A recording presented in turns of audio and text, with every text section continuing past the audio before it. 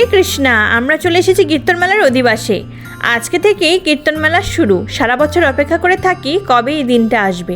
তো ফাইনালি দিনটা চলে এলো। মন্দিরে ঢুকেই প্রথমেই ভগবানকে দর্শন করে নিলাম। রাধা মাধবকে কি সুন্দর লাগছে বলো তো। অন্যদিকে কীর্তন অলরেডি শুরু হয়ে গেছে, আর অধিবাস কীর্তনে বসেছেন আমাদের সবার প্রিয় কমল গোপাল প্রভু।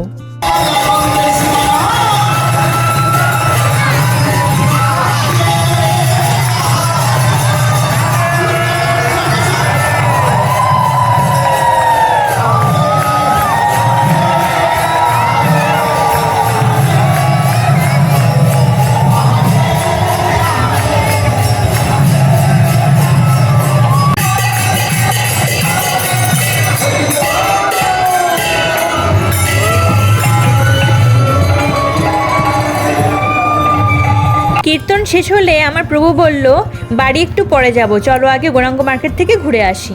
তোমরা সবাই জানো কিছুদিন আগে থেকেই গৌরাঙ্গ মার্কেট চালু হয়ে গেছে। মার্কেটে ঢুকেই আমার প্রভু তার সাঙ্গপাঙ্গদের সঙ্গে ব্যস্ত হয়ে পড়লো, আর আমি এখানে সাবুর চপ খেতে খেতে ঘুরে বেড়াচ্ছি। বাইরে থেকে মনে হচ্ছিল অনেকটা রাত হয়ে গেছে, কিন্তু গৌরাঙ্গ মার্কেটে ঢোকার পর মনে হচ্ছে না, এখনো বুঝি সন্ধ্যা। চারদিকে বেশ গমগম করছে। আশা করছি কীর্তনমেলায় তোমাদের সবার সঙ্গে দেখা হবে। হরে কৃষ্ণা।